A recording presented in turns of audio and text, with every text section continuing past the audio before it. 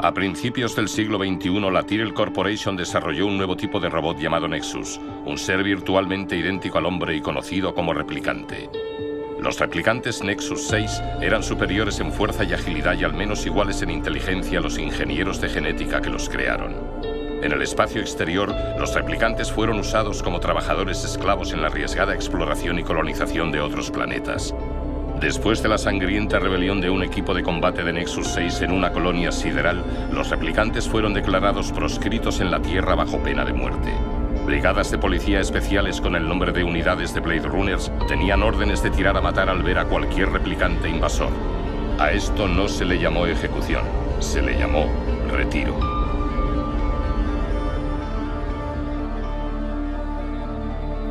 La ciudad de Los Ángeles, creada en 1982 por Ridley Scott, abre con un plano de la misma desde las alturas. Unos fuegos que intentan ascender hacia los cielos desde la ciudad y unos ojos que observan una construcción a lo lejos mientras las llamas y las luces de la urbe se reflejan en su retina.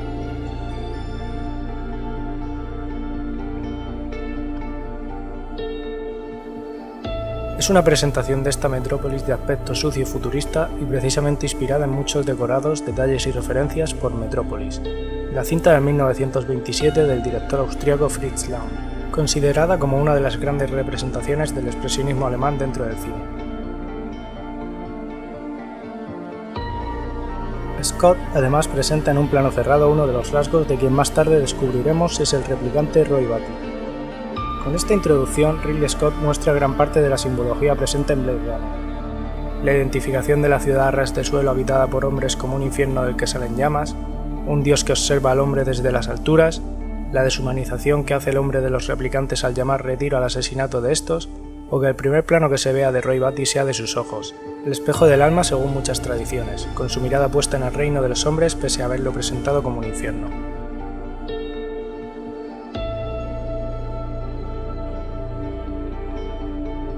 Bajo toda la trama de Blade Runner existe un diálogo acerca de tres personajes y su condición: la figura de un dios y su creación.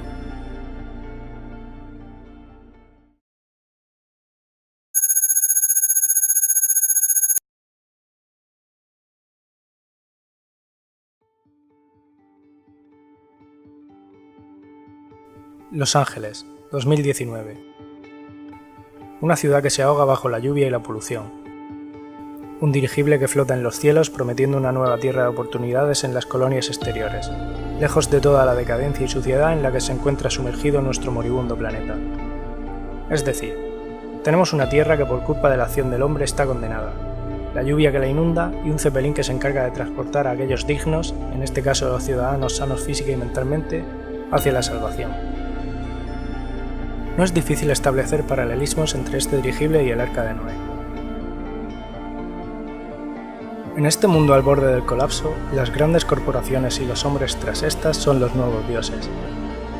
Las dos colonias exteriores son administradas por la corporación Simata Domínguez y bautizadas con sus nombres. La Tyrell Corporation crea replicantes para servir en estos paraísos y gigantescos anuncios de Coca-Cola pueblan la ciudad. Son unos dioses que todo lo ven, capaces de observar no solamente desde las alturas como en la introducción, sino también dentro de los hogares. En Blade Runner estos dioses están representados de muchas formas, con la luz por ejemplo. Ridley Scott se vale de metáforas visuales con las que presentar la simbología de su obra.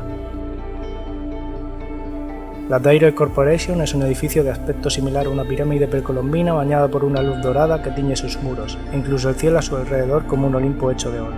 Un hogar donde habitan estos dioses capaces de dar vida a los replicantes. También es un elemento que invade la intimidad de sus personajes. La luz adquiere casi presencia física y no se limita a iluminar. Espía los momentos de privacidad de los habitantes de este mundo. En la entrevista a Leon Kowalski en la Tyrell Corporation, en las conversaciones sobre la identidad entre Rick Deckard y Rachel e incluso en sus encuentros amorosos. La iluminación está dispuesta de forma que parezca asomarse sobre los interiores, ya sea mediante su inclinación o atravesando obstáculos con haces directos. En el primer encuentro entre Rachel y Deckard, la luz procedente de un sol completamente visible entra de manera casi horizontal desde la ventana, y solo desaparece con la presencia del Dr. Eldon Tyrell. Dicho de otro modo, la identificación de la luz con un dios que todo lo ve deja de ser necesaria cuando el propio dios creador está presente de manera física en la escena. Los ojos adquieren valor como un elemento simbólico. Es lo primero que vemos de Roy Batty y es donde se fija el test de empatía para determinar si un sujeto es un replicante o no. Como ya decía en la introducción, se hace alusión al ojo como espejo del alma, que es algo que solo los humanos pueden poseer. Uno de los genetistas a los que visita Roy, el anciano Aníbal Chiu, está especializado en crear ojos. Y cuando el líder de los replicantes acaba con el Dr. Tyrer, lo hace hundiendo sus pulgares en las cuencas de su creador, aportando una metáfora más. Roy odia al ser humano y su humanidad, pues es algo sin lo que él fue creado. Simbólicamente, con lo que intenta acabar es con el alma de su padre. Este odio ya es reflejado anteriormente, por ejemplo, cuando hace hincapié en la condición de hombres de los policías que visitan el apartamento de León, algo que se aprecia mejor en la versión original de la cinta. Did you get your precious photos? Someone was there. Men? Police? Men?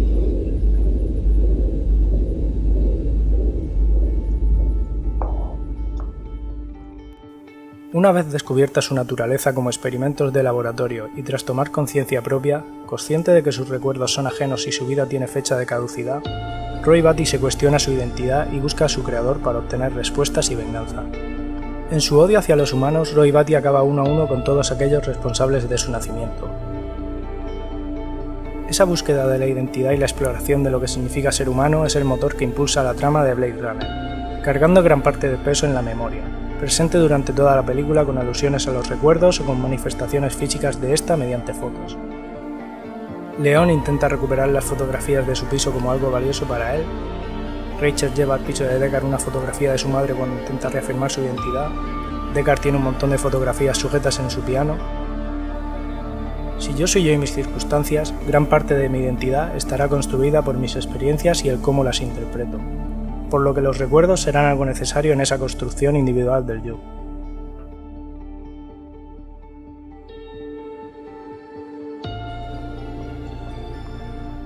Ella es una replicante, ¿es así? Estoy impresionado. Ella no lo sabe. Está empezando a sospechar, creo. ¿Sospechar? ¿Cómo puede no saber lo que es? Rachel es un experimento, nada más. Empezamos a percibir en ellos extrañas obsesiones. Después de todo, son inexpertos emocionalmente, con unos años para almacenar las experiencias que usted y yo damos por supuesto. Si les obsequiamos con un pasado, creamos un apoyo para sus emociones y, consecuentemente, podemos controlarlos mejor. Recuerdos. Usted habla de recuerdos.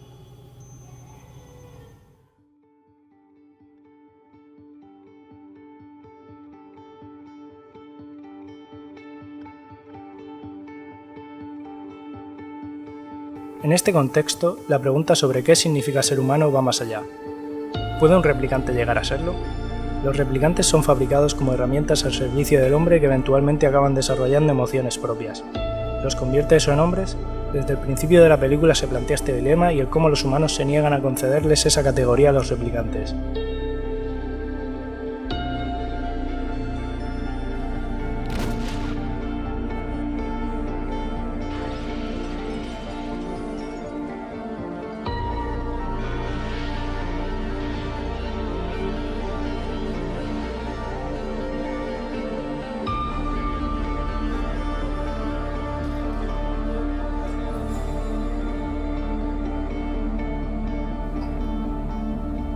Al asesinato de replicantes se lo llama retiro, e incluso el jefe de policía Brian le dice esto a Deckard en su primer encuentro.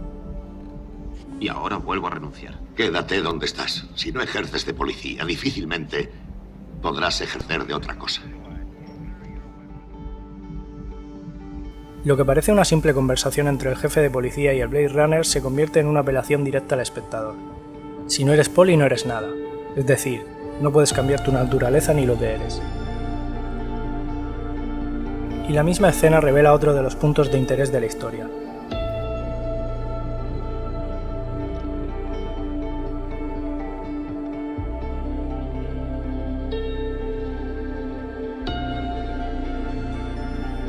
Cada figura de origami que construye Gaz acompaña algún momento clave de la película. Primera figura, Brian cuestiona la identidad de Deckard. Segunda figura. Deckard busca las preciadas fotos de León. Tercera figura. Gaff crea un unicornio de papel. Precisamente el mismo animal con el que había estado soñando Deckard.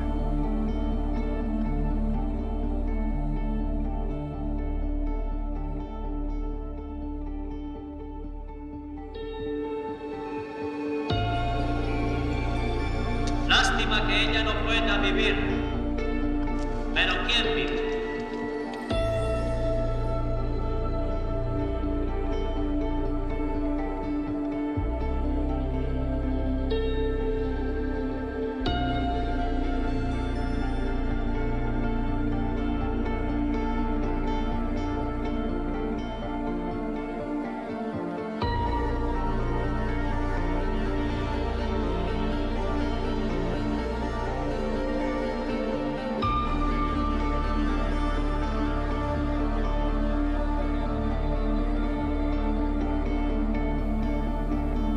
Con sus creadores y todos sus compañeros muertos, el papel de Roy Batty se invierte. La herramienta de los hombres, el monstruo, ahora está solo en el mundo. Emociones como la ira o la soledad lo embargan, y se encuentra desprovisto de ningún propósito para seguir adelante.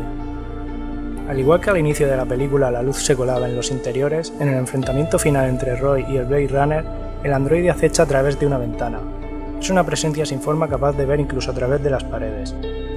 Una metáfora del replicante desafiando su propia naturaleza, convirtiéndose en aquello que anhelaba. Un humano, un dios que atraviesa su propia mano con un clavo y lanza una paloma al vuelo con su último aliento, mostrando más misericordia de la que sus creadores habían mostrado por él, y rompiendo el ciclo de muerte en el que se hallaban inmersos. En sus momentos finales, el replicante entiende que ser humano es aceptar que todos vamos a morir, y que no todas las preguntas tienen respuesta.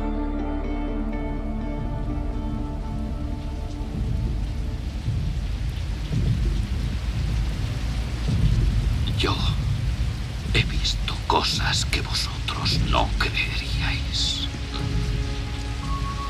Atacar naves en llamas más allá de Orión. He visto rayos de brillar en la oscuridad cerca de la puerta de Tannhausen. Todos esos momentos se perderán en el tiempo, como lágrimas en la lluvia. Es hora de morir.